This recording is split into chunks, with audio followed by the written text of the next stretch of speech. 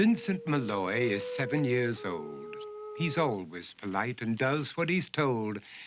For a boy his age, he's considerate and nice. But he wants to be just like Vincent Price.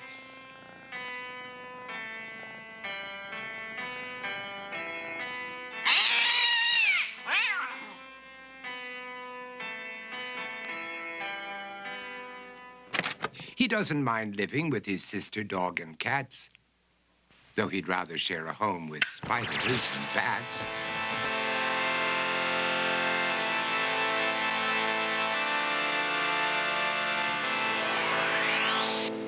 There he could reflect on the horrors he's invented and wander dark hallways alone and tormented.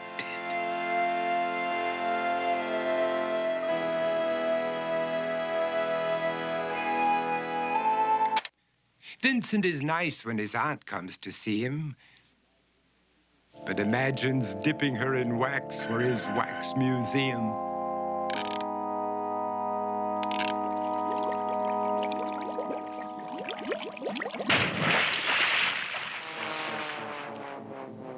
He likes to experiment on his dog, Abercrombie, in the hopes of creating a horrible zombie. So he and his horrible zombie dog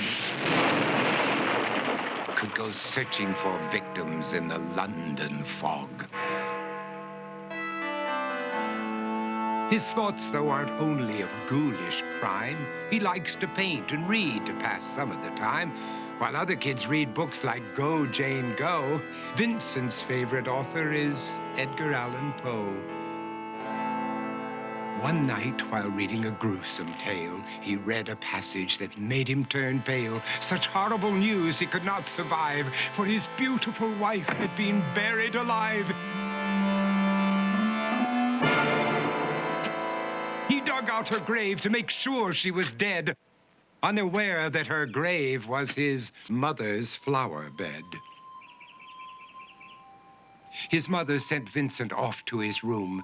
He knew he'd been banished to the Tower of Doom, where he was sentenced to spend the rest of his life alone with the portrait of his beautiful wife. While alone and insane, encased in his tomb, Vincent's mother burst suddenly into the room. She said, "If you want to, you can go out and play. It's sunny outside and a beautiful day."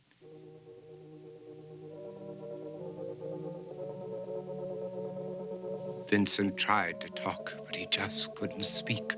The years of isolation had made him quite weak. So he took out some paper and scrawled with a pen, "I am possessed by this house and can never leave it again." His mother said, "You're not possessed and you're not almost dead. These games that you play are all in your head. You're not Vincent Price, you're Vincent Malloy. You're not tormented or insane, you're just a young boy. You're 7 years old and you are my son. I want you to get outside and have some real fun." Her anger now spent, she walked out through the hall.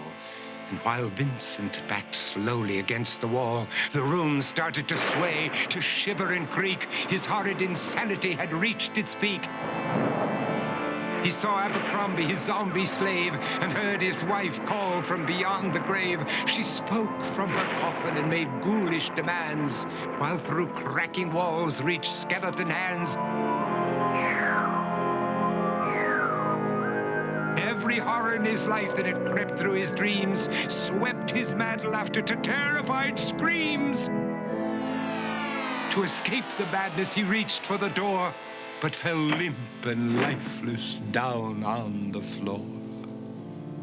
His voice was soft and very slow as he quoted The Raven from Edgar Allan Poe.